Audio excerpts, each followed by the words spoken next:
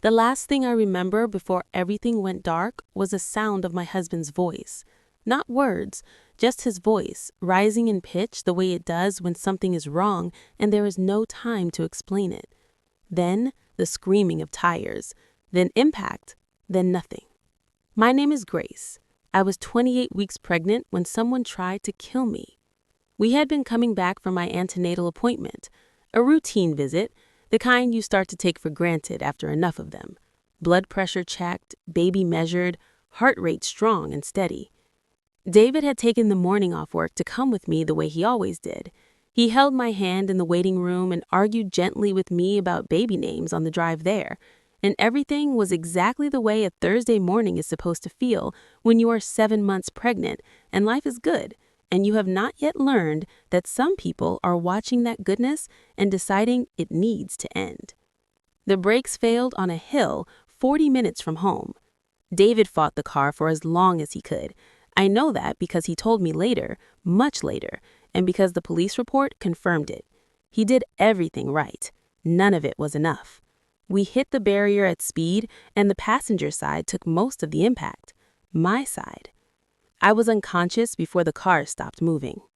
I woke up 7 days later in a hospital bed, with David asleep in the chair beside me, still wearing the shirt he had on the morning of the crash, and the medical team who looked genuinely surprised to see my eyes open. The baby had survived. I wept when they told me, the kind of weeping that has nothing to do with sadness, just relief so complete it has to leave the body somehow. David held my hand for a long time without speaking. What he did not tell me immediately, what he waited 2 weeks to tell me until I was stronger, was what the police had found during their investigation. The brakes had not failed.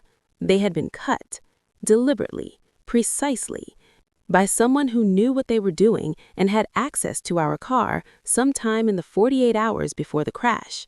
When David told me, I lay very still and looked at the ceiling and tried to understand what it meant that someone had looked at a pregnant woman going to a routine hospital appointment and decided that she should not come home.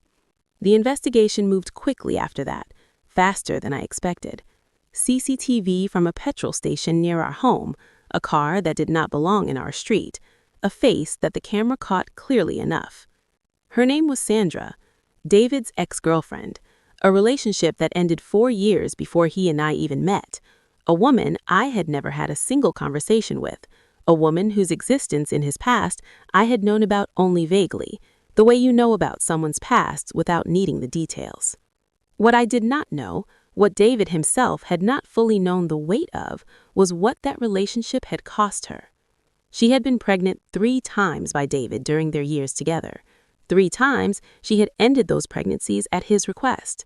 Whether that request was direct or indirect, I cannot say, and it is not my place to judge the full complexity of what happened between them before I existed in his life. But Sandra had carried that loss for years, and when she learned I was pregnant, when she saw that the man who had asked her to end 3 pregnancies was building a family with someone else, something in her broke in the worst possible direction. She had not wanted him to have children. She had decided that if she could not give him children that lived, then neither would I.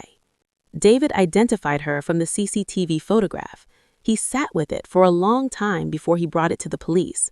I know because he told me exactly what those hours felt like, the anger and the grief, and the complicated weight of understanding that his past had followed him here and nearly taken everything. His actions after she was arrested surprised me. I had expected rage, public, loud, uncontrolled rage. David is not a violent man, but he is a protective one, and I nearly died. Our child had nearly died. I would have understood fury. Instead, he asked to know if Sandra was receiving mental health support after her arrest. He asked if her family had been contacted. He told the police everything they needed to prosecute fully, and then he went quiet about her in a way that took me time to understand. He said to me one night, simply, without drama, that Sandra had been badly hurt by things that happened between them, and that hurt had rotted into something dangerous. That he was not excusing what she had done, that she needed to face every consequence, but that hating her was not something he had energy for when he had me and our daughter to come home to. Our daughter was born 6 weeks later, small but strong. She came into the world already knowing how to fight. I believe that completely. If this story touched your heart, please consider subscribing to this channel. Every subscriber helps me share more meaningful stories like this.